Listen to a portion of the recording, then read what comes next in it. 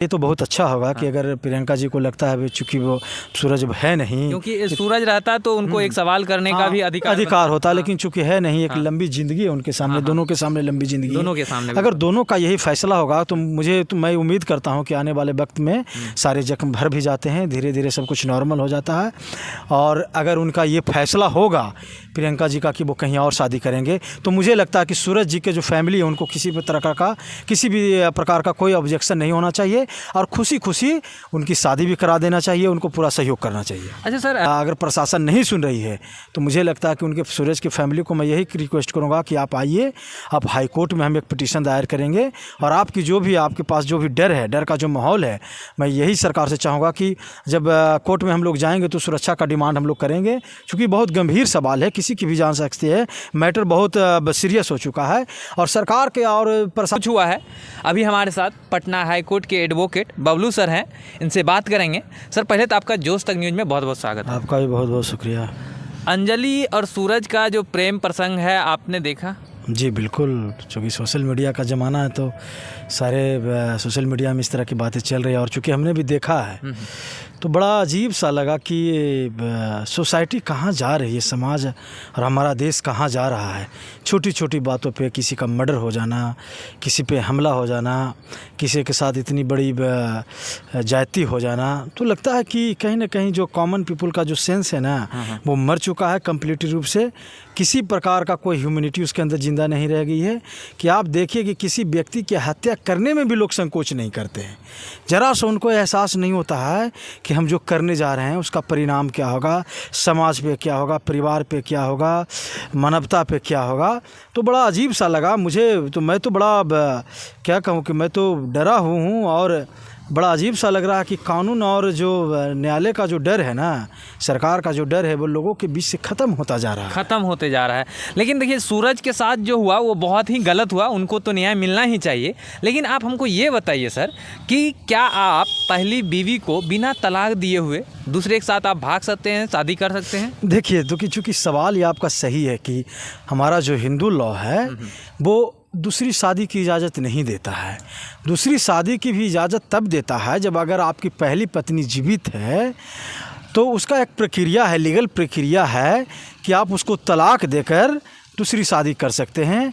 या तो अगर वो 7 साल से मिसिंग है, या तो वो उनमें किसी तरह का कोई फिजिकल कोई जेनाइटल प्रॉब्लम है, या वो उन मेंटली रूप से कैपेबल नहीं है, तो आप शादी कर सकते हैं, अकॉर्डिंग टू लॉ कर सकते हैं। लेकिन जब वो पूरी तरह से फिट है, सारे लॉ पे वो फिट बैठती है, तो हिंदू लॉ कहता है कि आप दूसरी शादी करेंगे तभी जब आप पहली पत्नी से आप तलाक ले लेंगे।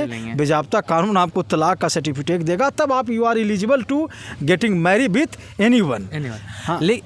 सूरज की जो पहली पत्नी है प्रियंका, वो बहुत अच्छी है, ठीक है, कोई तरह से कोई दिक्कत या शिकायत नहीं है। वो यहाँ आई भी हुई थी, सूरज उनका जो अब घर हुआ ससुराल, वहाँ आई हुई थी। और क्या कुछ वहाँ होता है कि सुनने में आया कि सूरज के परिवार वाले हैं उनके साथ मारपीट किए।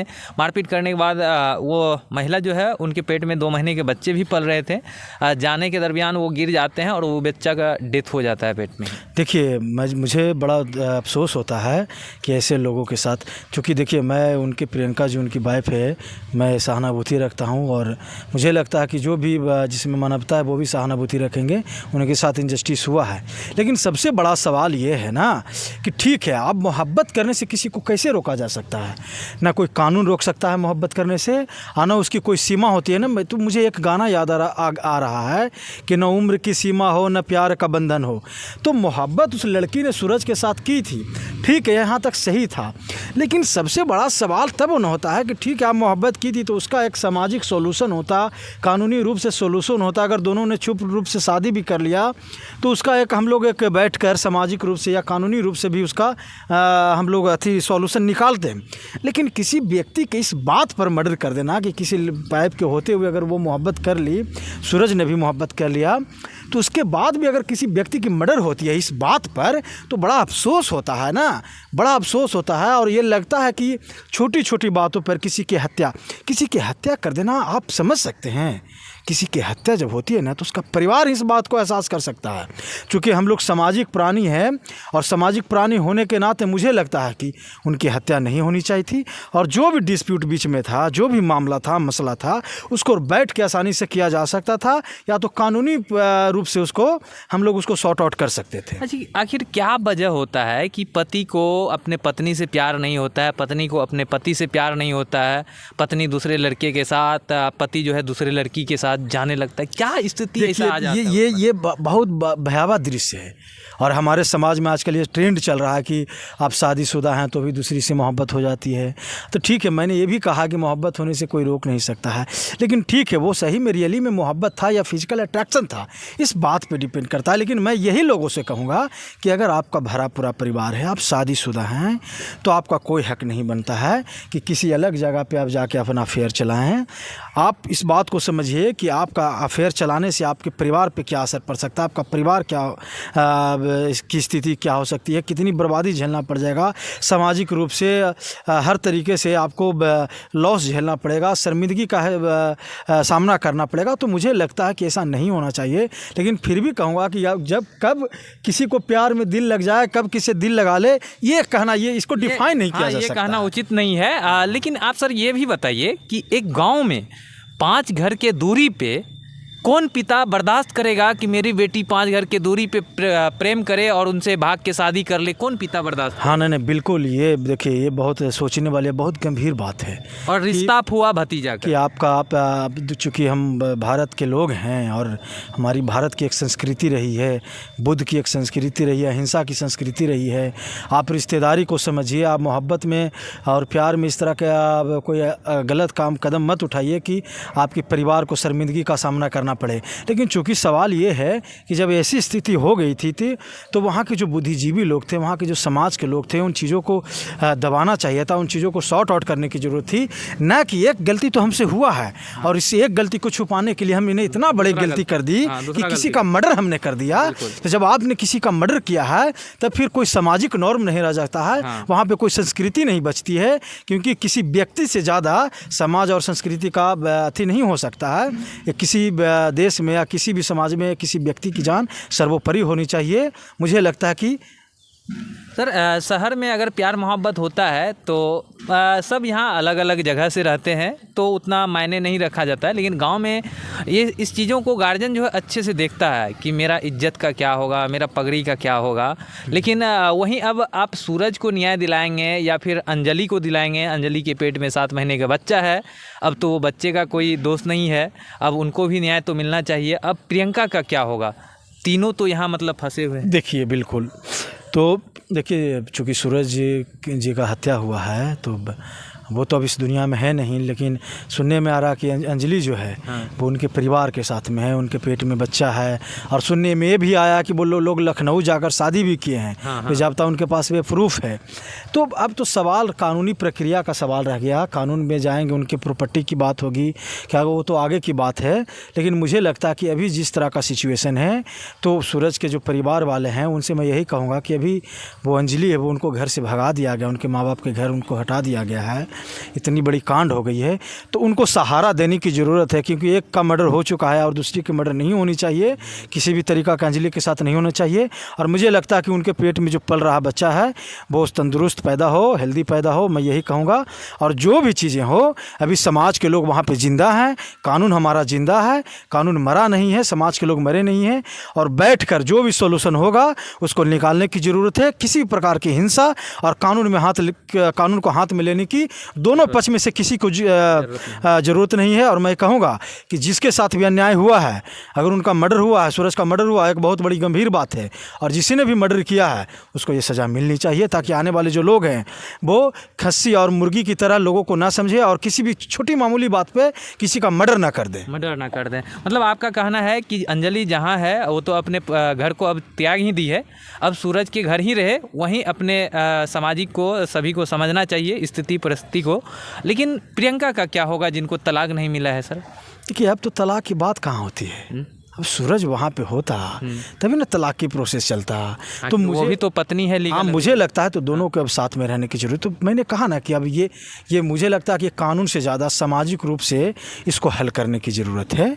और मुझे लगता है कि समाज को करना चाहिए। जब ऐसी परिस्थिति आ जाती है ना तो कानून से ज़्यादा बेहतर मुझे लगता है कि समाज को अपना रोल अदा करना चाहिए, रोल प्ले करना चाहिए। चूँकि कानून की बात और सवाल तब होती ना जब सूरज यहाँ पे जिंदा होता। बिल्कुल जिंदा होता। मुझे तो अब लगता है कि प्रियंका जो है वो भी अब अपना शादी करेंगे, अपना खुशहाल जीवन जिएंगे।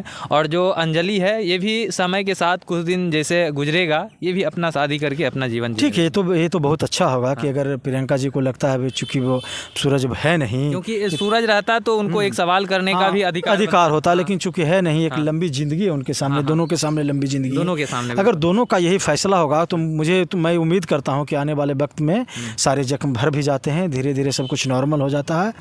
और अगर उनका ये फैसला होगा प्रियंका जी का कि वो कहीं और शादी करेंगे, तो मुझे लगता है कि सूरज जी के जो फैमिली है उनको किसी भी प्रकार का कोई ऑब्जेक्शन नहीं होना चाहिए और खुशी खुशी उनकी शादी भी करा देना चाहिए, उनको पूरा सहयोग करना चाहिए। अच्छा सर, प्रशासन हमेशा हर एक जगह मौजूद होता है, हर एक क्षेत्र में, हर एक एरिया में थाना होता है, गश्ती में पुलिस रहते हैं, लेकिन इतना कुछ होने के बावजूद भी ना तो उनको जो सूरज के परिवार वाले हैं उनको सुरक्षा मिला है। अब देखिएगा गांव में कोई जल्दी सीसीटीवी कैमरा नहीं लगाते हैं, जिनको खतरा लगता है वही लगाते हैं। पूरे घर में हर एक एंगल से कैमरा सेट करके रखे हुए हैं, सुरक्षा भी नहीं मिला हुआ है। उसके बाद जब यहाँ से मीडिया भाई पहुँचते हैं तो उनके सामने मतलब फायरिंग करना, एक भय बनाना कि हाँ यहाँ से चले जाओ नहीं तो मार दिए जाओगे, ये प्रशासन के होते हुए कैसे? देखिए ये बहुत बड़ा सवाल है आपने किया है कि चूँकि मुझे तो इस बात का मालूम नहीं था कि चूँकि सीसीटीवी कैमरा भी और फायरिंग भी हुआ है।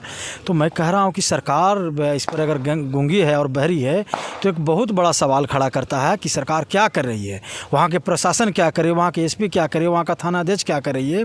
अगर ऐसी बात है तो मुझे लगता है कि उनको सुरक्षा मिलना चाहिए था।